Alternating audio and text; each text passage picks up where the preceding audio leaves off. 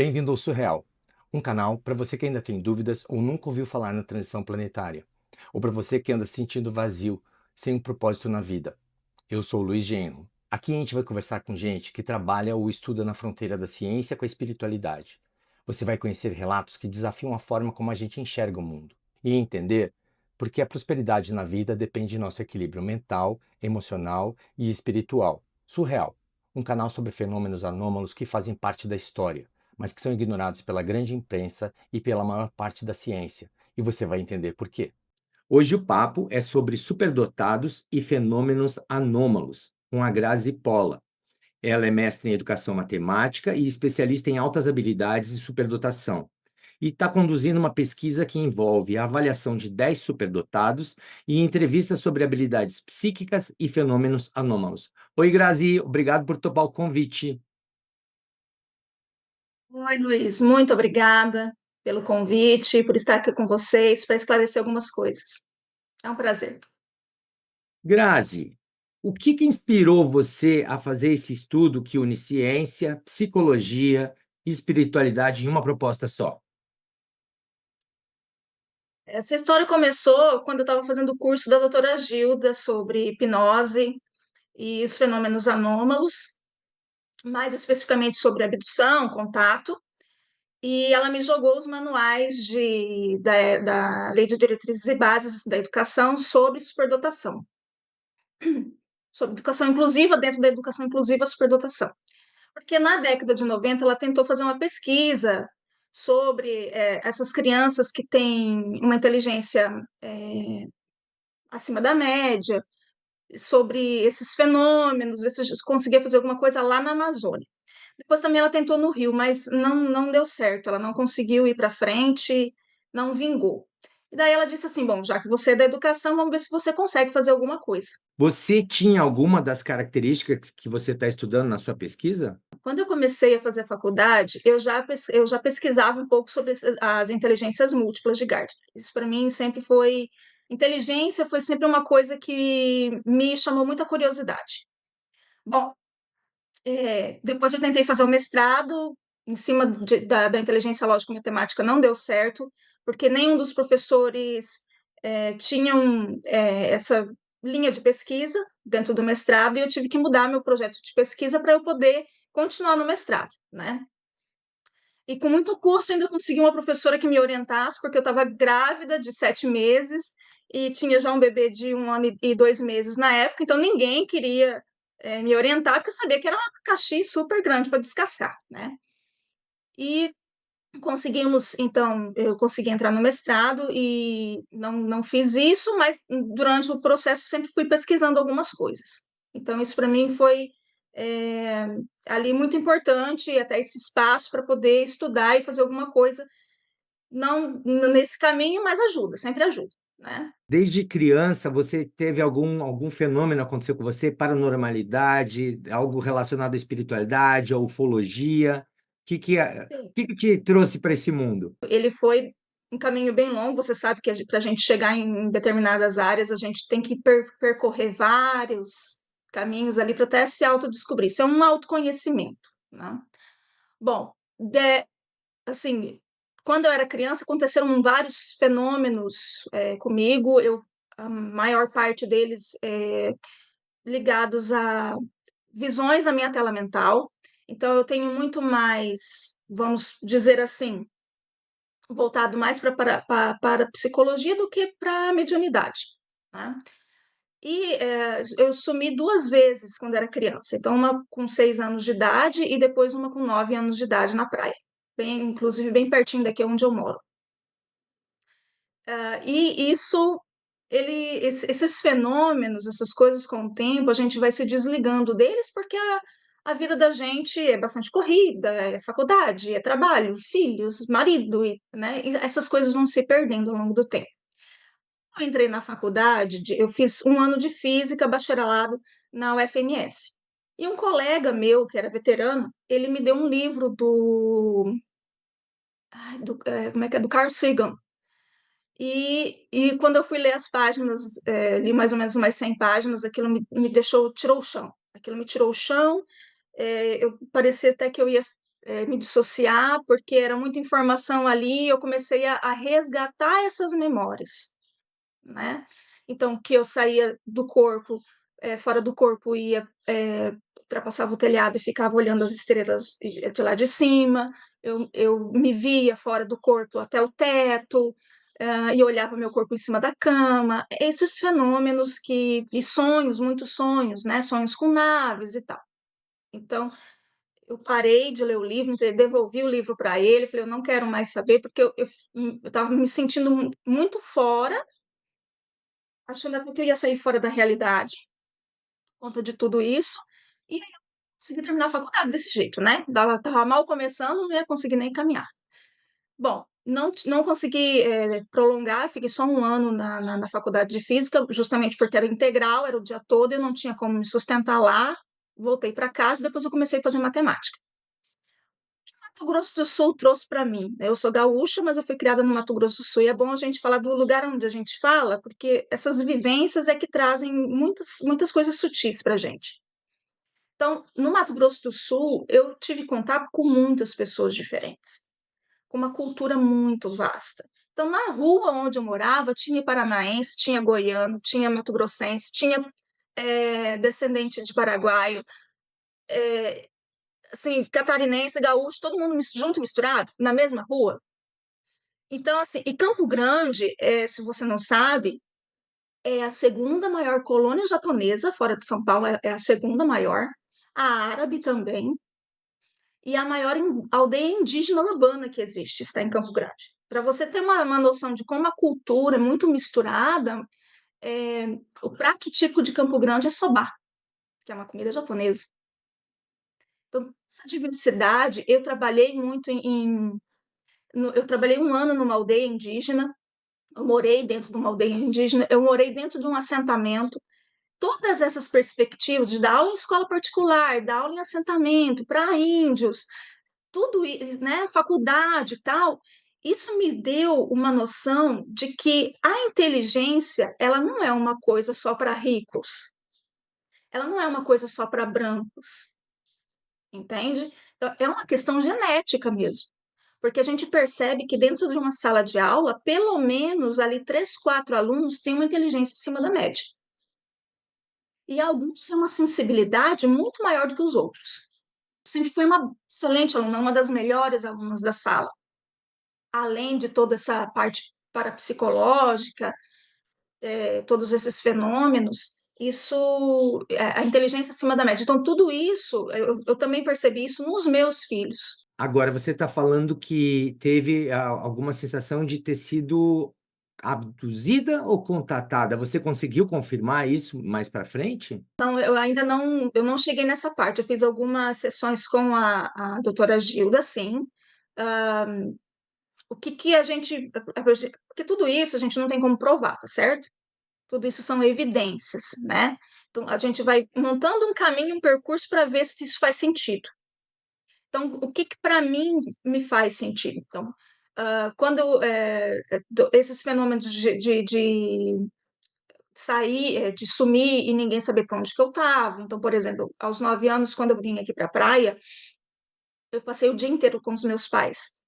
Então, chegou no fim da tarde, estava todo mundo extremamente cansado. Nós, naquela época, assim, não usava guarda-sol, não usava filtro solar, então nós nos queimamos, né, toda. E o meu pai tinha um Passat, ele largou um determinado ponto da praia. Hoje não tem onde enfiar a casa, mas naquela época era só duna e mar, na praia do Rincão. Então, ele largou o Passat, meu tio e ele foram tarrafeando, jogando tarrafa no mar, e, enfim, nós andamos mais ou menos uns 4 quilômetros. Da onde a gente estava, não dava mais para ver o carro, tão longe que já estava. E meu pai, no final da tarde, queria fumar. Então, ele falou assim: ó, vai lá e busca o cigarro e traz para mim. E aí, ele falou assim: olha, o sol já está descendo, daqui a pouco nós vamos embora, né? Então, você vai lá, vê se o cigarro do seu pai está lá. Se não tiver, você fica lá esperando a gente, que a gente já está indo embora mesmo. Enfim, eu fui para esse carro. Quando eu cheguei lá, não tinha cigarro.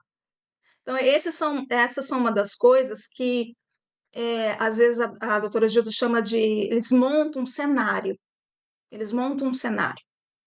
E eu acredito que, assim, de tantas experiências que a gente viu e escutou, né, ouviu lá no Instituto Gilda Moura, com os encontros de contatados, é bem isso mesmo, sabe? Parece um cenário armado. E vi que não tinha o cigarro, como a minha mãe falou que era para eu voltar. Imagina, uma menina de 9 anos andando sozinha numa praia deserta, que não tem ninguém, e assim, para mim, parecia que tinha 1000 olhos em volta de mim. 1000 pessoas me enxergando, entende? Me vendo. Então, eu comecei a ficar, né? E aí eu falei assim, eu vou voltar. Mas eu tava, cheguei no meio do caminho, eu tava tão cansada. Falei, quer saber, eu vou voltar para casa. E quando eu falei assim, eu vou voltar pro carro, uma luz muito intensa chegou. Muito, um brilho muito forte. É como se o tempo, aquilo sumiu de mim. Voltei pro carro, a minha mãe estava lá com a minha irmã.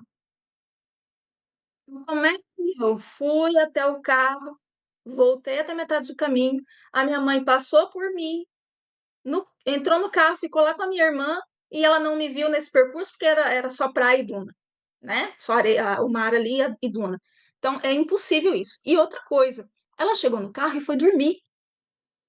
Ela não achou, eu com 9 anos, ela não achou, não se desesperou, entrou no carro e foi dormir. Então, faz uns 2, 3 anos eu contei essa história, eu falei, mãe, lembra disso assim, assim, assim? Ela falou, eu lembro, mas isso é surreal. Ela falou, não tem como eu chegar no carro, não ver você e não me descabelar, entendeu? Como é que eu deito no carro e dormir? Entende? É esquisito isso, né? Aproveitando, quais são os principais tipos de experiências que os participantes do teu estudo dizem ter tido? Essas 10 pessoas, elas não foram todas ainda identificadas com superdotação. Então, vamos falar um pouquinho da pesquisa ali, né? Como é que essa pesquisa, então, essa pesquisa surgiu desse contato com a doutora Gilda no curso, né, especificamente. A princípio, nós queríamos fazer com crianças, mas isso é tudo muito difícil, porque ainda tem que ter consentimento dos pais, e é muito difícil de fazer vamos dizer, esse mapeamento, né? Porque assim, por que que surgiu de fato essa vontade de fazer essa pesquisa nesse sentido, né? De encontrar possíveis relações entre altas habilidades de superdotação, fenômenos anômalos, um pouquinho de parapsicologia aí no meio e tal. Porque as crianças chamadas de índigo ou cristal, segundo a doutora Mônica de Medeiros, que é uma das pesquisadoras aqui no Brasil sobre isso, né? Ela é médium, né? Não, ela não é nessa parte, ela não é psicóloga nem nada, mas ela é médium nessa parte, que ela vê aura, campo eletromagnético. Segundo a doutora Mônica, o índigo ele tem 3 características principais, que é a inteligência acima da média, espiritualidade também bem intensa, eh, fenômenos mediúnicos paranormais ali também presentes, e a inteligência emocional seria normal. Então, por isso que ele tem, às vezes, esses picos de explosão, de nervoso, às vezes até diagnosticado erroneamente como bipolar, enfim, isso aí. As crianças cristal seriam as 3 inteligências acima da média. Então, a inteligência emocional, racional, né, a intelectual, a cognitiva, e a espiritual também acima da média. Então, essas 3. Então, seriam crianças mais equilibradas. Então, aí que vem o pulo do gato. Por que que eu fui pesquisar adultos? Porque não tem mais crianças, não são, aliás, não é que não tem, não são só crianças. Porque os índigos teriam, assim, nascido em grande parte, em maior volume, a partir ali da década de 60, 70, até o final ali dos anos 90, seria o pico maior, né? Tanto que quem começou com essa história lá na década de 70 foi a Nancy, que era uma sensitiva, Nancy Tape, nos Estados Unidos. Aí o Lee Carroll, que recebeu algumas canalizações, também escreveu um livro sobre isso, sobre essas tal sementes das estrelas, que seriam essas crianças, esses espíritos que viriam de outros orbes encarnados aqui. Tudo isso não tem, é tudo parte holística, né? Bom, o Divaldo Franco, um pouco antes de falecer, né, ele faleceu faz pouco tempo, Ele disse que agora em 2025 encarnariam 250.000 espíritos do tipo cristal no mundo todo, 250.000 no mundo todo a partir desse ano. Então é uma leva grande. E o que que a gente faz com essas criaturas em sala de aula? Porque são crianças completamente diferentes das outras, que são típicas, né? Crianças típicas.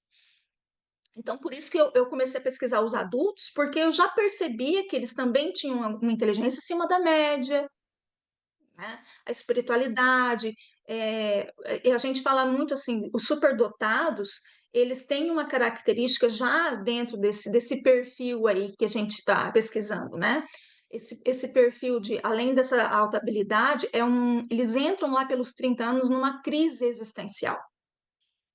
Qual que é o sentido da vida? Qual que é o propósito? Para que que eu sirvo? O que que eu estou fazendo aqui? O que que eu posso contribuir? Só esse negócio de pagar conta e churrasquinho na laje? Como é que é isso? E isso fica muito nítido nas pessoas que a gente convive. Que eu fiquei 2 anos ali no Instituto Gilda Moura, participei de muitos encontros de contatados, a gente percebe muito isso, é muito forte isso. Esse senso de propósito, esse senso de missão, essas inteligências acima da média, paranormalidade, tudo junto misturado. Então, parece que sabe aquele, assim, forma, vamos dizer assim, acadêmica, né? O superdotado, uma parte, não são todos, uma parte desses superdotados tem muitas características de índigo ou cristal. Essas informações, assim, espiritualistas e acadêmicas, elas se cruzam, se, sabe, se conectam de alguma forma. É por isso que eu comecei a pesquisa. Então, convidei essas 10 pessoas, que na verdade, o que que eu queria, até eu tinha conversado com o Fabiano, nós fizemos umas 2, 3 reuniões para ele me ajudar a fazer essa pesquisa, porque ele na parte de psicologia transpessoal e na psicologia integral, que é do Ken Wilber, ele é fantástico. Só que ele ajuda demais a doutora Gilda, e aí sobra pouco espaço para ele não conseguiu caminhar com isso comigo. Falei, então eu faço sozinho e depois vamos ver o que, que a gente consegue fazer mais para frente. E comecei. Então a ideia era juntar 10 pessoas com fenômenos anômalos, né, fenômenos parapsicológicos ali, para ver se essas criaturas eram também superdotadas, para ver se eles tinham algum, né, que não tem assim, a gente não vê na vida cotidiana que eles têm fenômenos anômalos ou parapsicologia, para ver se tem alguma coisa ali. Só que essas pessoas que têm superdotação, que eu até comecei a convidar, elas têm um medo dessa parte parapsicológica e fenomenológica. Elas têm o quê? Um medo danado? Medo. Então, são pessoas muito céticas. Geralmente, as pessoas que são muito inteligentes, elas são muito céticas. Quando essas pessoas inteligentes conseguem, não, enquanto elas não vivenciam um fenômeno anômalo, não adianta você ir atrás para ver essa parte que eles não se interessam e não veem fundamento. E com aquelas que você já conversou, quais os fenômenos que elas te relataram? Primeiro, fenômenos uma das perguntas que, inclusive, estão dentre as perguntas que eu fiz, uma delas é uma que a doutora Gilda sempre fala nos nossos encontros, que as pessoas que têm esse tipo de contato, fenômenos, abdução, elas sentem uma presença de alguém por perto, seja um anjo da guarda, seja um mentor espiritual, o nome que vocês quiserem dar. Ela sente a presença, nem sempre vê, não necessariamente vê. Eu, por exemplo, não vejo, mas eu sinto que sempre tem uma presença me guardando, me protegendo. E essa é uma das perguntas, e até agora todos eles disseram que sim, né? Como a sua experiência pessoal como mãe e pesquisadora influenciou o olhar sobre superdotação e consciência expandida? Os meus filhos, quando pequenos, eles sempre mostraram sempre foram um ponto fora da curva. Então, eles sempre foram muito mais inteligentes que as crianças ali. A gente percebe, né? Tanto como educadora, como mãe, eu conseguia perceber isso. Bom, quando eles eram pequenos, e principalmente na adolescência, muitos fenômenos aconteciam aqui em casa. Então, por exemplo, televisão acender, né, a ligar sem ninguém ligar no meio da madrugada, rádio do carro ligar sozinho e desligar sozinho, o PS4 ligar e desligar sozinho também. E ele também apitava em código Morse, como se fosse, né? Não sei se era mais ou menos pipipi. Ele ficava, sabe? Tinha dava para perceber que tinha Um uma padrão? regularidade ali, entende? Parecia que estava vindo alguma informação. Mas nós nunca testamos, nunca parei para ver os sinais, para ver se era código Morse mesmo, o que poderia ser uma mensagem, qualquer coisa assim, né? Uma das coisas que me chamou bastante atenção, além de, por exemplo, ai, mãe, eu vi acordar de madrugada, falar, mãe, eu vi um vulto, alguma coisa, à noite eles iam dormir do lado da cama, ou comigo, né, na cama. Então, todos esses, além desses eventos, um que me chamou muito a atenção foi quando meu filho menor de 6 anos, ele acordou de madrugada com 6 aninhos e foi até a minha cama e me chacoalhou, me acordou e falou assim: Mãe, eu fui abduzido. Mãe, eu fui abduzido. E eu não conversava com sobre essas coisas com eles, entende? Peguei, eu falei assim: tá, então vamos lá. Vamos com a mãe até na cozinha, vamos tomar uma água, vamos se acalmar. Aí ele tomou, eu abracei ele, falei: vem aqui, vamos dormir com a mãe. Quando a gente chegou na cama, eu perguntei assim para ele, a gente deitou, eu falei assim: o que aconteceu mesmo, filho? Conta pra mãe. Não aconteceu nada, não aconteceu nada, você não sonhou, não teve. Tá, então deita aqui com a mãe. Aí fiz carinho nele, fui cantando uma musiquinha e ele dormiu. Ah, mas é só isso. É, gente, é só isso, é assim. Depois, quando eu comecei a participar do Instituto Gilda Moura, muitas mães relataram a mesma coisa, do mesmo jeito. Esse fenômeno é desse jeito: a criança acorda, fala que foi abduzida, você nunca falou sobre contato, abdução com ela fala que foi abduzida, você conversa com ela e dali 2, 3 minutos ela não se lembra de mais absolutamente nada. Você escolheu o termo, a expressão consciências em expansão para descrever essa nova geração. O que que esse conceito significa para você? Quando você pega um livro e lê ele de verdade, um livro que te traga algum crescimento pessoal, profissional, é a expansão da consciência. Então, expansão da consciência não é só a parte espiritual, também é. Então, o saber que a gente provavelmente não está sozinho, que existe um mundo, ou depois que a gente morre, a gente vai para onde? Então, começar essas perguntas, né? Na parte financeira, como é que eu posso melhorar? Tudo isso é expansão da consciência. E essas pessoas, geralmente, elas buscam expansão da consciência. Eu brinco, quando eu estou fazendo avaliação aqui com as pessoas, né, sobre superdotação, uma das principais características do superdotado é, eu brinco que o superdotado ele tem um bicho carpinteiro no furico, porque ele não para. Ele tem que estar o tempo todo pesquisando alguma coisa, seja o que for. Nem seja, eu até brinquei, eu falei, eu nunca vou comprar um motorhome, vou sair pelo mundo, mas eu fiquei assim uns 2, 3 meses buscando informação sobre isso, como é que faz para fazer um, quais são as tecnologias envolvidas e formas fáceis e simples de fazer. É essa curiosidade. Então, o superdotado ele está o tempo todo buscando alguma informação. Ele está sempre querendo expandir os seus horizontes. A visão clássica associa a superdotação a um QI elevado. Como é que a sua pesquisa propõe ir além desse paradigma?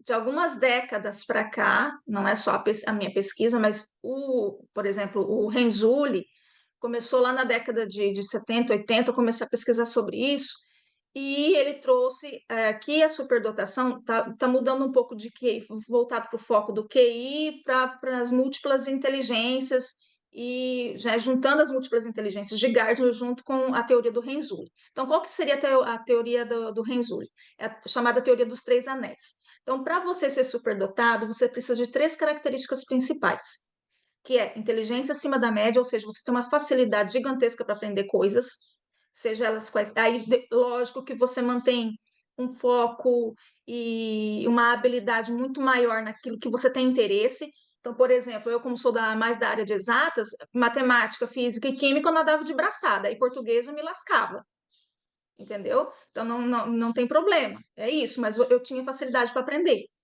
E é uma das características é ser autodidata. Então, por exemplo, quando eu saí do ensino, eu fui para o primeiro, eu estava no primeiro ano do ensino médio, a nossa escola estadual, até então eu estudava só em escola pública, ela entrou em greve. Ficou meses em greve no Mato Grosso do Sul. Ficou meses. As escolas estaduais todas ficaram em greve por vários meses. Minha mãe, com medo de eu perder o ano letivo, me transferiu para uma escola particular, que era a única escola particular naquela época. Eu tinha perdido prova, um monte de coisa, conteúdo, imagina. Então, e eu consegui fazer todas as provas e tirar a média, e às vezes e notas acima da média, mesmo todo essa lacuna. Por quê? Porque eu fui lá, peguei as apostilas do primeiro e do segundo bimestre e estudei todas em casa, matemática, química, física, português, inglês. Inglês, não sabia nem I love you, chuchu, que a gente nunca tinha visto em inglês até ali. A gente começou a ver inglês no primeiro ano do ensino médio.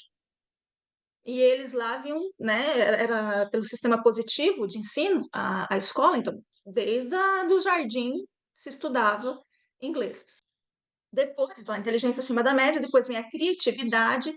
Então, a criatividade nem sempre está associada a ter uma habilidade incrível para desenhar, uma habilidade incrível para teatro, para música, entende? Também é o jeito MacGyver de ser.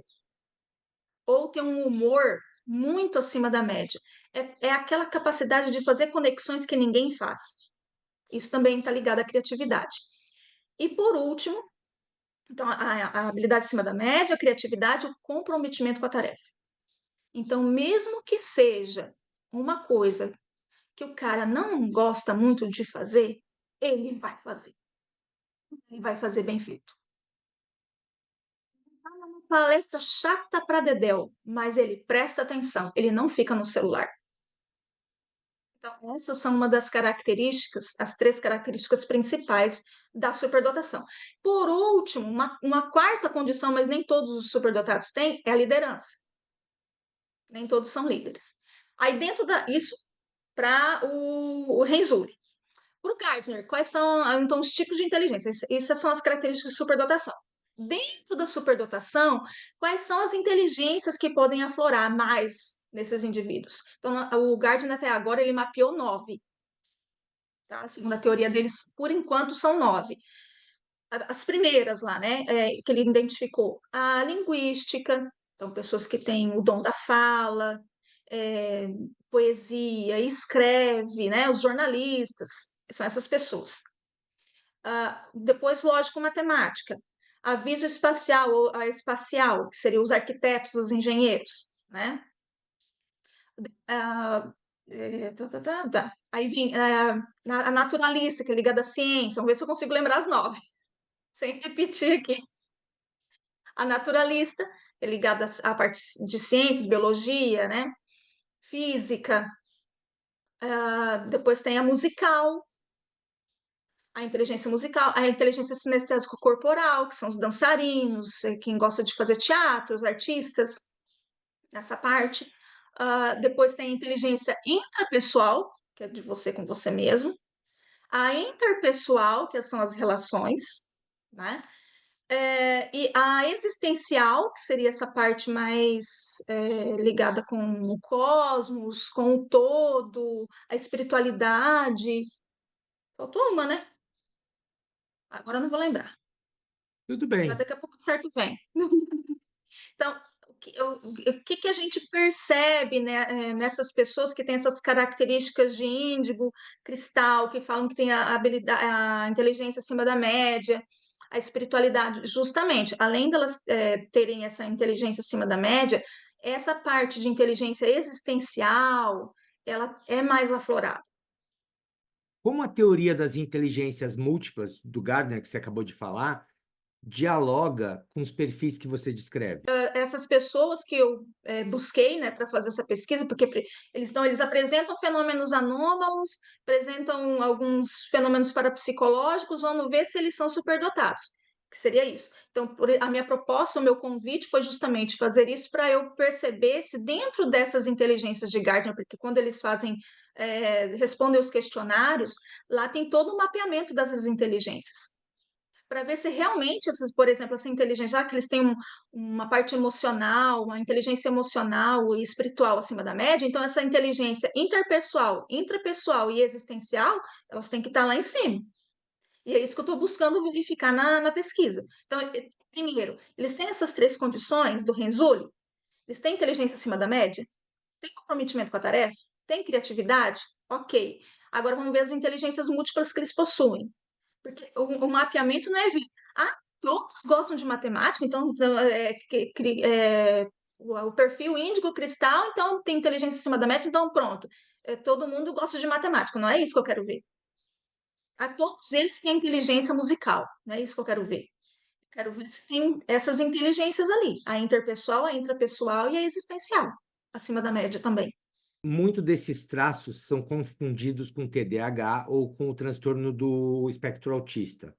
Como é que a gente pode, como é que você diferencia uma alta sensibilidade de um transtorno no neurodesenvolvimento? Quando a gente faz esse mapeamento ali, né, dessas inteligências, que eu uso o questionário da doutora Patrícia Neumann, que foi resultado do doutorado dela, está dentro da plataforma da NeuroInsider, esse mapeamento, ele também dá alguns indícios se a pessoa tem TDAH, se tem transtorno do espectro autista, tem várias desses indicadores ali.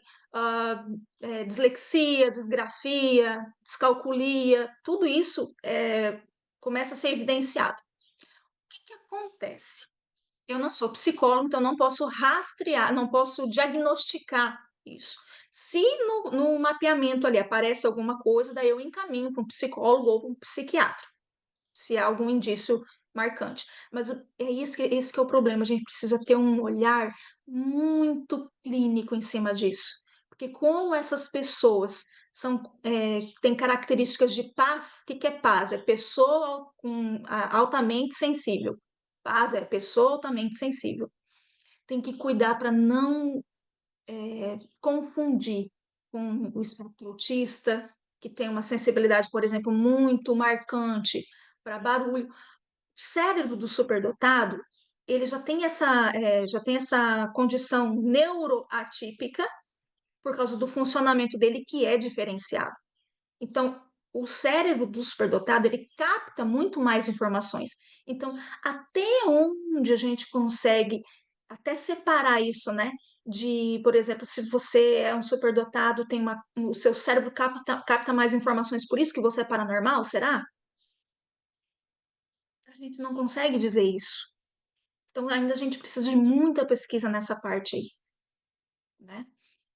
E aí, então, como capta muito mais informações, a gente também tem que ter cuidado na hora de analisar isso, para não confundir com um transtorno do espectro autista, para não confundir com TDAH, com hiperatividade, porque lembra que eu falei que o superdotado parece que tem um bicho carpinteiro no furico? Então, é isso. Também tem que cuidar para não perceber se a pessoa é hiperativa, porque ela quer fazer um monte de coisas, e um monte de coisas ao mesmo tempo. E aí, então ela tem TDAH, porque ela. Então, o que, que seria o TDAH? O TDAH é quando a pessoa, a grosso modo, tá, pessoal? Porque eu não sou psicóloga, mas a grosso modo, como é que a gente identifica lá na sala de aula, né?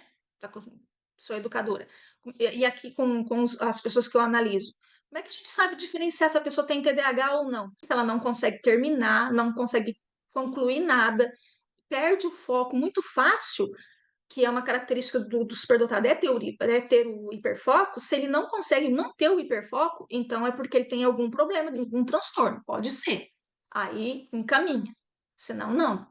Então, o transtorno do espectro autista, uma das características ali que são muito são muito marcantes. A pessoa, por exemplo, não consegue olhar nos olhos, manter esse olhar nos olhos por muito tempo. Então, aí a gente começa a dar uma desconfiada. Uma sensibilidade muito grande para barulho, que o superdotado tem, entendeu? O superdotado ele já tem. Por quê? Porque o cérebro dele capta mais informações e ele recebe uma avalanche de informações e o cérebro dele trabalha todas essas informações. Então, por isso que o superdotado, por exemplo, vamos dizer, arria a bateria social muito mais rápido. E A- aí pode ser, então é transtorno do espectro autista. Não, ele é superdotado, é só isso. Agora, Grazi, uma curiosidade minha, você também pode ter superdotados, que você falou que eles têm hiperfoco, mas você pode ter hiperdotados que têm TDAH, não pode? Isso pode acontecer também, né? É uma possibilidade. A gente chama isso de dupla condição. Então, o termo dupla excepcionalidade que está sendo trabalhado algum tempo atrás já foi trocado para dupla condição. Por quê? Porque a superdotação ela não é um transtorno. Por isso, por exemplo, eu que sou professora, posso fazer avaliação, porque eu fiz especialização em altas habilidades de superdotação para identificar, para avaliar. Por isso que eu consigo fazer, porque ele não é um transtorno. Se fosse um transtorno, aí só, por isso que eu falo, quando a gente faz a análise aqui, se tem alguma possibilidade de TDAH, de autismo, aí encaminha isso para um psicólogo ou para um psiquiatra. Aí eu não consigo mais avaliar. Mas a gente consegue fazer essa avaliação, né, um pouco mais criteriosa ali para depois encaminhar. Como é que os perfis espirituais, como índicos, cristais e sementes estelares, se relacionam com a noção de altas habilidades e neurodiversidade? Existe alguma relação? Conforme o que eu queria ver na pesquisa, se existe dentro dessas pessoas que apresentam essa possibilidade de passarem por fenômenos anômalos, passarem por algumas coisas ali de parapsicologia, de mediunidade, se elas têm essa superdotação, é justamente para ver se combina com esses aspectos de índigo ou cristal. É justamente isso. Porque quando a gente faz essa análise, é óbvio que não vai dar para ver, porque são só 10 pessoas, e também mesmo que fossem 1000, a gente não consegue provar muita coisa nessa parte, né? Então quer dizer que todo superdotado é índigo, ou todo índigo é superdotado. Então, por exemplo, uma das pessoas que me ajudou muito a mexer com essa pesquisa, a me dar base para fazer alguma coisa, foi o do Egídio Vecchio. Então, o Egídio Vecchio foi um argentino, ele já faleceu, um argentino que radicou aqui no Brasil na década de 70 e criou uma instituição justamente para lidar só com os índios. E agora, né, nesses últimos anos, de 2000 para cá mais ou menos, a Ingrid Canhete, porque ela foi pupila do Egídio Vecchio, tá? E, lógico, a doutora Gilda, nesse processo todo, porque essas coisas elas não são isoladas, né? Por isso que a pesquisa está vendo ali. São três coisas principais ali, né? A habilidade acima da média, os fenômenos anômalos de abdução e contato, e mais para a psicologia. Então, tu vê que são três coisas ali bem distintas e que a gente tem que mapear e ver se tem algum cruzamento de dados ali. Isso é super difícil de fazer. Então, a pesquisa não é para provar, é só para lançar luz, para fomentar as discussões, de ter um pouquinho mais de embasamento acadêmico, né, ali para ver se a gente consegue ver alguma relação, porque até agora ela está só assim. O médium, o espiritualista, vê o campo eletromagnético azulado, então é índico. Vê o campo eletromagnético mais clarinho, translúcido ali, então cristal. Então essas crianças apresentam essas características, mas e daí? A gente não consegue ter um parâmetro um pouco mais, um olhar mais profundo sobre isso. E é isso que eu estou tentando mapear. E aí, lógico, dentro desses contatos, abduções, então vem a doutora Gilda, né? Esse livro aqui, o Fabiano de Liberale já mostrou aquele dia, que ele tem o mesmo livro, inclusive. Para quem quer passar, ou quer fazer uma iniciação, ou buscar um pouco mais de informação, esse livro aqui, ó, da doutora Gilda, ele é iniciático, bem iniciático. Só que ele não tem mais nesse, eu acho que ele não tem mais nesse título, o título foi trocado, tá? Agora é Pacto dos Ancestrais. Antes chamava O Segredo de Velázquez, né? Só para quem está Isso, nos agora ouvindo no Spotify. isso, e agora ele é o Pacto dos Ancestrais, o nome dele.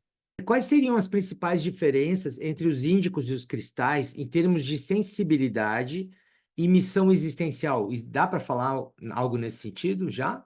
Espiritualmente, é o que a gente tem. O que seriam essas crianças índigo, né, que até o Divaldo Franco falava muito, né, dessas crianças índigo e cristal, né?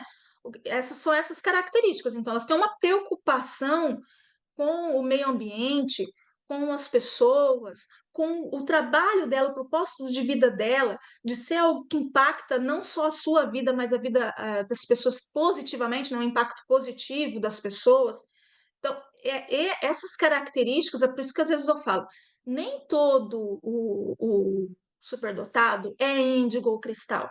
Nessa parte, porque o Egídio Vecchi fala o que o Egídio Vecchi traz no livro dele, que nem todo superdotado é índigo ou cristal, e nem todo índigo ou cristal é superdotado. Agora, aí a doutora Mônica, ela traz o seguinte, que todo índigo ou cristal seria superdotado. Por quê? Porque tem inteligência acima da média. Então, você tem inteligência acima da média, entendeu? Então, aí, essa volta que está me chamando a atenção. Então, será que essas crianças, esses superdotados, porque o superdotado por si só, sem essas características espirituais, espiritualistas que a gente vem trazendo aí de índigo, essas classificações, né? Aí vem índigo, cristal, ouro, diamante, arco-íris, tem todo, já se fizeram tantas separações que acho que até mais atrapalha do que ajuda, todas essas separações ali. Mas o superdotado por si só chega numa época, quando é uma superdotação, vamos dizer assim, bem trabalhada, uma superdotação que não tem nenhum transtorno junto, por exemplo, tem superdotado que é narcisista, tem superdotado que é psicopata. Então, quando tem esse tipo de situação envolvida, de transtorno envolvido, já para o lado de, numa certa altura da vida, já desde criança, eles já apresentam, por exemplo, um, uma, um cuidado com os bichinhos, com os animais, tanto que alguns são até vegetarianos porque não querem machucar os animais, um comprometimento com a ecologia, um comprometimento em ajudar o outro. Quando algum colega da sala sofre algum bullying, alguma coisa, eles vão lá e protegem. Quando um colega da sala é meio isolado, porque é meio esquisitinho, ou não é muito popular na sala de aula, e aí ninguém quer fazer trabalho com ele, a gente nota isso na sala de aula, que sabe, o superdotado, que é superdotado, que tem vamos dizer, um equilíbrio emocional, que seria esse viés índigo ou cristal, entendeu? É esse que acolhe, que fala, não, pode vir que eu vou fazer o trabalho contigo, entendeu? Não vai ficar sem acolhe na equipe, dá vez e dá voz para fazer esse trabalho.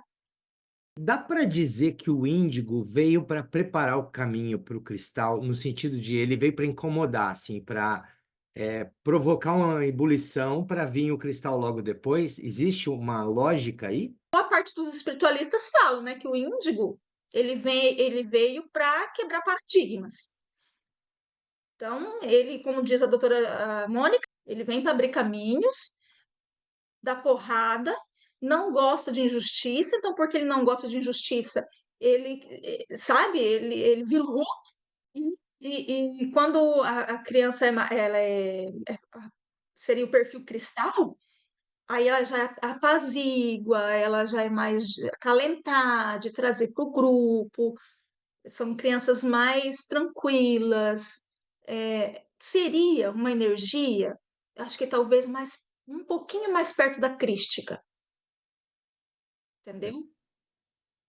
No caso das sementes estelares, até te pedir para explicar um pouco para quem não conhece, há um sentimento recorrente de não pertencimento. Quais os caminhos terapêuticos e educativos que você vê que podem ajudar essas pessoas? O que que acontece com essas crianças que são chamadas sementes das estrelas? Essas sementes das estrelas, então, tem, por exemplo, duas pesquisadoras que pesquisam muito a fundo sobre isso, que é a Mary Hobble, lá na Austrália, e a Barbara Lamb nos Estados Unidos. Então, o que que seriam os híbridos? Como é que acontece essa hibridização? A Bárbara Lamb chega até a falar que as próprias pessoas que ela entrevistou veem essa hibridização não como uma coisa genética, mas uma coisa até energética. Mas tudo isso são pessoas falando, relatando coisas, não tem nada provado cientificamente. Então temos que colocar o pé bem no chão. Possibilidade, seria uma possibilidade. Então, vamos supor, vamos brincar aqui, né? Vamos supor que essas crianças que são índigo, cristal, elas são sementes das estrelas, ou seja, são espíritos mais evoluídos que vieram de outros orbes, conforme os espiritualistas dizem, ok? Vamos partir dessa premissa. Ótimo. Elas encarnam aqui. Na hora de encarnar aqui, esse corpo físico, ele tem que acontecer uma modificação para ele poder abarcar esse espírito que é mais evoluído. Então, pode ser que aconteça uma mudança genética ali. Não sei. Então, vamos viajar, vamos soltar nossa pipa, né? Ok. Eles são espíritos mais evoluídos que vieram de outros orbes. Faz sentido que as famílias estelares de onde eles vieram acompanhem essas crianças, adolescentes, fase adulta, para ver como é que elas vão se comportar como seres humanos aqui na Terra. Se precisar de alguma coisa, de algum suporte, leva para a nave para fazer uma cirurgia, para ajudar a equilibrar o sistema. Então, por isso que são abduzidas? É isso que eu estou querendo, entendeu onde que eu estou querendo chegar? Por isso que elas são abduzidas ou contatadas?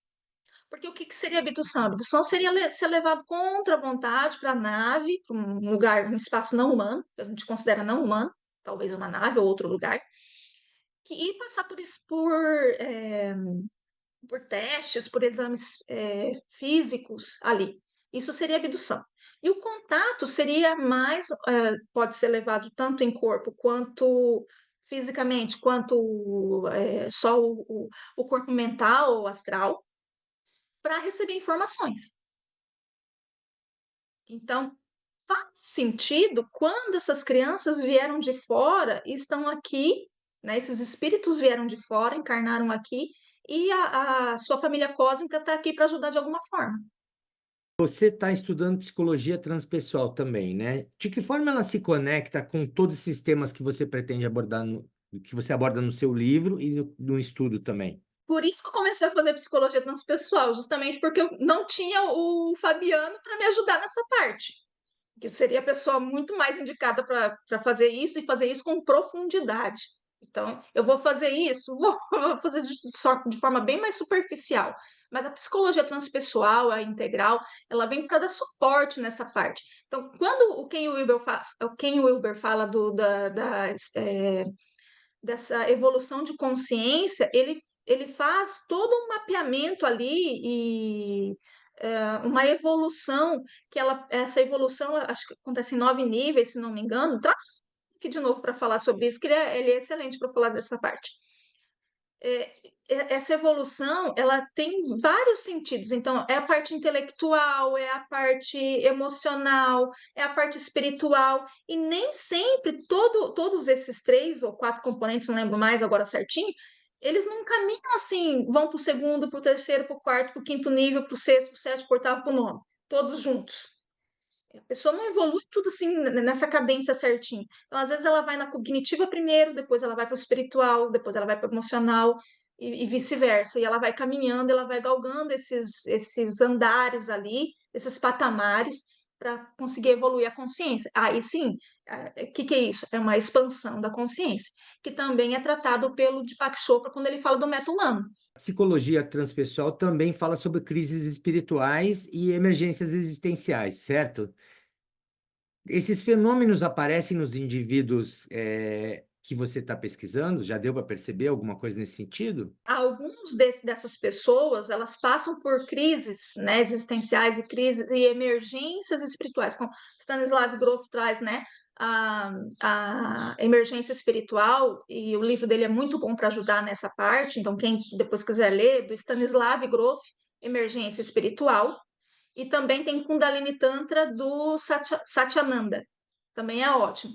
Todas essas pessoas, elas vão passando por essas crises emergenciais, que é onde a pessoa dá um salto, entende? E às vezes esse salto é acompanhado de uma subida de Kundalini.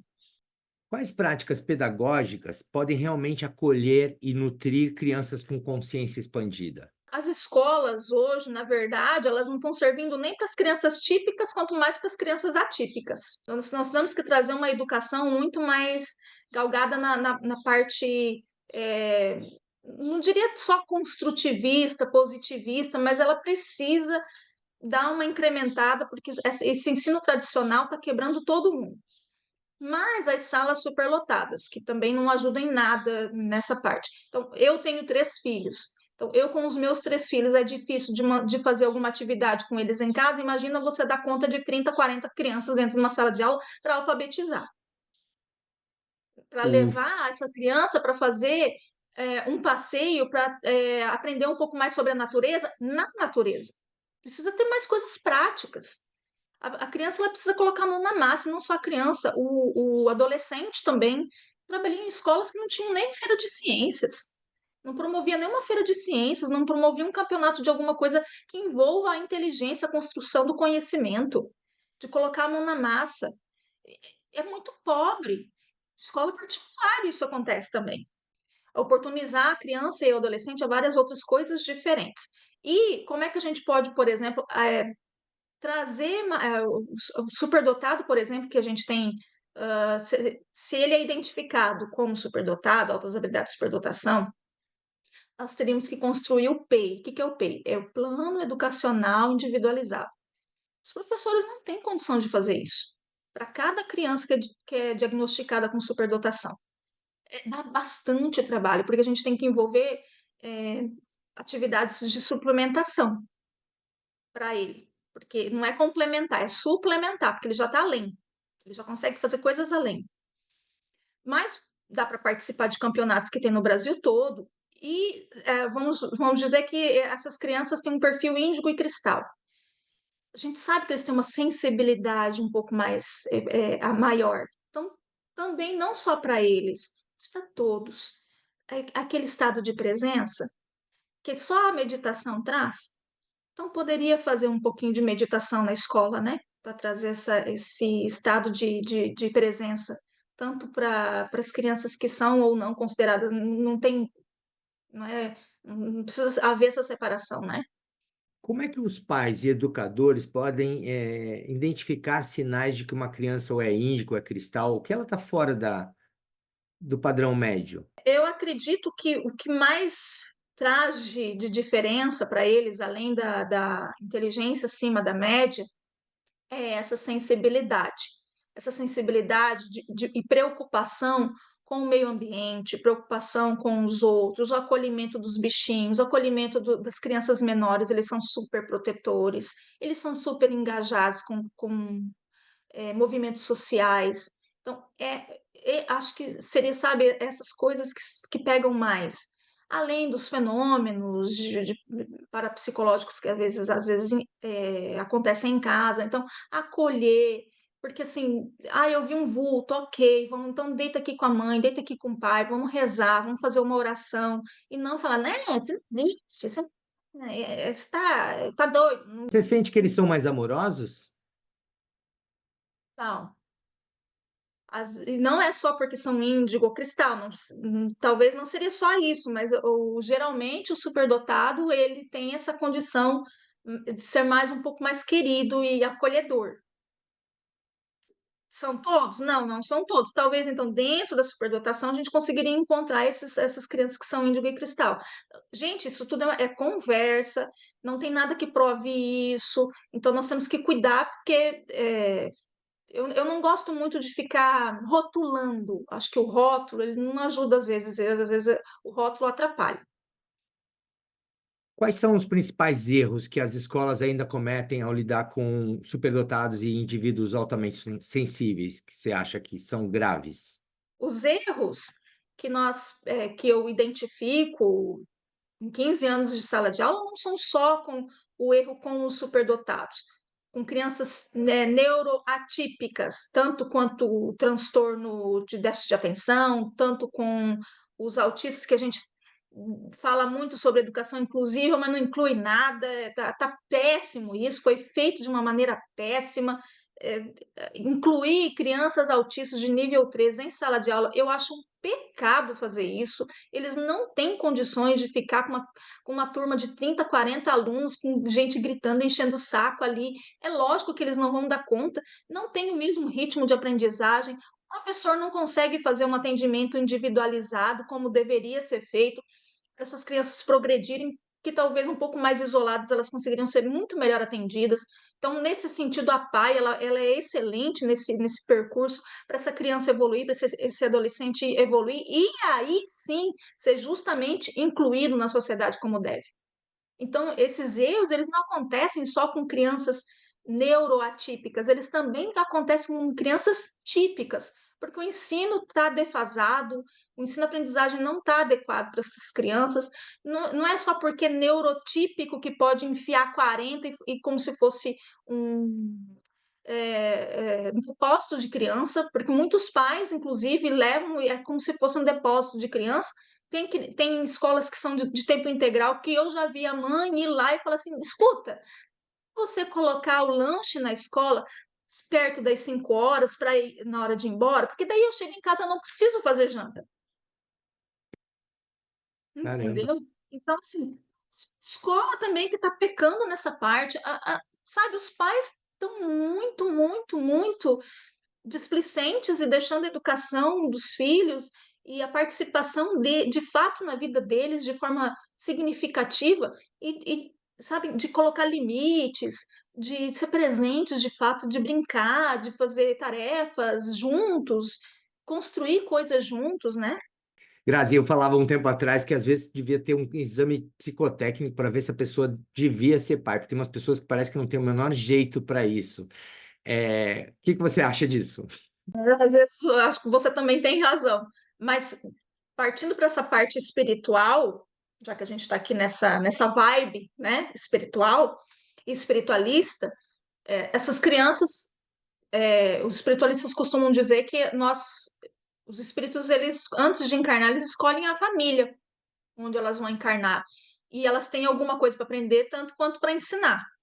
Então, partindo desse ponto de vista, é natural que isso aconteça, que alguma criança índigo ou cristal encarne nessas famílias que são mais difíceis, justamente para ensinar alguma coisa. E essas crianças, o problema é que essas crianças às vezes passam por abusos emocionais, físicos, e que podem quebrá-las, né, ao meio, né? Entre aspas, ali, a parte emocional, psíquica, e elas terem muito trabalho, e muita dificuldade para passar por algumas coisas na vida, e em vez de fazer aquilo que deveriam fazer, às vezes vão para as drogas, vão para a prostituição, que é uma coisa que também a doutora Mônica também fala disso, mas eu acho que tem alguma coisa que é muito assim, genuíno e muita é, eu não sei nem qual que é a palavra que eu vou usar, mas eles têm é como se fosse assim, uma coisa tão mística dentro deles, uma, ai, eu não sei usar a palavra agora aqui, mas é muito, muito deles e eles não são tão fáceis de quebrar. Aquele negócio assim, eu envergo, mas não quebro. Então, essas crianças, elas passam por esses perrengues Uma na vida. resiliência seria? Eles têm uma resiliência, um poder de transformação, de autotransformação muito grande. E aí é uma coisa que a doutora Gilda fala, que os contatados e os abduzidos, eles têm um jeito de se refazer, de se reinventar muito maior do que uma pessoa que não passa por esses fenômenos, entende? E eu vejo isso também, e isso é uma coisa também que o Jean Alessandro fala, que é um dos bambambãs aí em psicologia que tá trazendo com profundidade a superdotação, que os superdotados, eles têm um jeito de se refazer, de se reinventar muito grande também. Então, até onde isso é superdotação, até onde isso é porque é contratado e abduzido, a gente não consegue fazer, sabe, essa separação. Você acredita que essa nova geração de consciências é um sinal realmente da transição planetária que tantos autores espirituais mencionam? É uma possibilidade. Desses espíritos estarem vindo aqui, encarnando aqui para ajudar nessa transição planetária. Ou são só simplesmente pessoas superdotadas que têm um engajamento social maior, que têm um engajamento pela parte existencial, o que, que a gente veio fazer aqui, o que, que nós estamos, qual que é o propósito de vida, não sabemos, mas é uma possibilidade. Como é que as pessoas te acham nas redes sociais? Eu reabri o Instagram, que é arroba MetaHumanosOficial. Também o YouTube ainda não tem nada lá, eu comecei só pelo Instagram por enquanto. E o site é metahumanos.site. Metahumanos.site. Você está precisando ainda dos 10? Falta gente ainda? Quer dizer, se alguém tiver interessado em participar do teu estudo, está aberto para outras pessoas ou não? Como eu consegui essas 10 pessoas e eu preciso fazer a avaliação de altas habilidades de superdotação, que é a parte mais extensa do trabalho é essa daí, fazer a avaliação de todos eles, porque eles vêm com alguns fenômenos anômalos ali, agora depois disso eu vou verificar quais são, por que são, né, o que que aconteceu, eles vão dar depoimento e tal.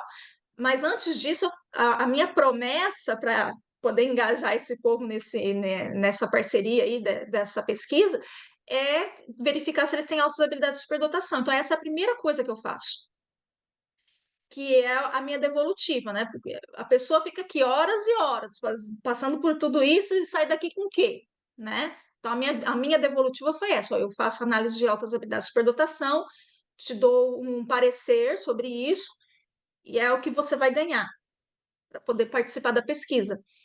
E agora, depois disso, então é só essas 10, porque envolve muito tempo. Como é uma pesquisa sem subsídio, eu não tenho financiamento nenhum para fazer isso, são muitas horas e horas e horas de trabalho, ainda tem que escrever sobre tudo isso. E o que que você cobre lá no seu site Meta Humano, já que ninguém mais pode participar da pesquisa? O que que vai encontrar no teu perfil no Instagram? Agora, nesse comecinho, eu estou só disponibilizando, por enquanto, a avaliação de altas habilidades de superdotação. Depois eu quero ver se eu consigo conectar isso com esses perfis de índigo cristal, trabalhando um pouquinho com psicologia transpessoal. Mas isso é mais para o ano que vem, depois que eu terminar a especialização em psicologia transpessoal. Nesse momento, então, eu estou fazendo essa avaliação, disponibilizando essa avaliação, e agora eu estou montando também um workshop sobre esses potenciais humanos, desenvolvimento desses potenciais humanos. Que mensagem você deixaria para aquelas pessoas que se identificaram com esse seu estudo, né, que fazem parte dessa nova geração, mas ainda não encontraram seu espaço no mundo? Esse é o problema, né? Tanto o superdotado quanto essas crianças, ou, né, essas pessoas que estão se considerando é, índigo, cristal, que são contatadas ou abduzidas, o senso de pertencimento que não, sabe, tá difícil de encontrar esse senso de pertencimento. Tá difícil de encontrar um grupo onde que você consegue falar sobre isso abertamente. Deixa eu só fazer uma separação aqui. Só esse superdotado, só pela superdotação, já é difícil de encontrar os pares. Já é difícil de encontrar esse senso de pertencimento, porque o jeito, a visão de mundo, a profundidade com que eles tentam conversar sobre determinados temas, que tem que ter uma profundidade, eles reclamam demais, por exemplo, de as amizades que não têm profundidades, as relações, sabe, de namoro, casamento, que também não têm profundidade. Então, tudo isso já é uma coisa de superdotado. Agora, tu pensa isso ainda dentro juntando essas duas coisas, né? O índigo, o cristal, que tem toda essa sensibilidade e contato, abdução. Então, para encontrar pessoas, pares que conseguem, que a gente consiga falar um pouco mais com profundidade disso, sem se manter nessa perspectiva de louquinho, de fora da casinha, é muito difícil.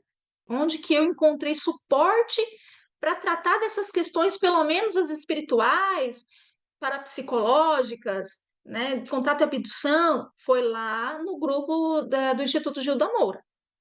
Foi lá no encontro de contatados, onde eu encontrei um pouco mais de espaço para lidar com essas coisas, com esses fenômenos, e fazer isso de uma forma com mais profundidade, com mais cuidado, com mais uma vibe mais acadêmica também, um suporte mais acadêmico do que, né, só ver luzinha no céu. Como é que você está vendo a transição, os momentos que a gente está vivendo agora? A coisa tá punk, né? É, a coisa tá punk, né? Para quem tem uma sensibilidade um pouco mais aflorada, que são as pessoas que são altamente sensíveis, tem dias que a gente fica muito esgotado, né? Nós ficamos muito esgotado mentalmente, fisicamente. Tem vários dias, às vezes, eu durmo um pouquinho depois do almoço, porque chega até a hora do almoço, eu já me esgotei totalmente. É, participar de festas, com muitas pessoas, a gente sente um ambiente um pouco mais denso. Não sei se é a idade também, né? E a paranormalidade? Teve alguns fenômenos ligados à paranormalidade recentemente para você ou não?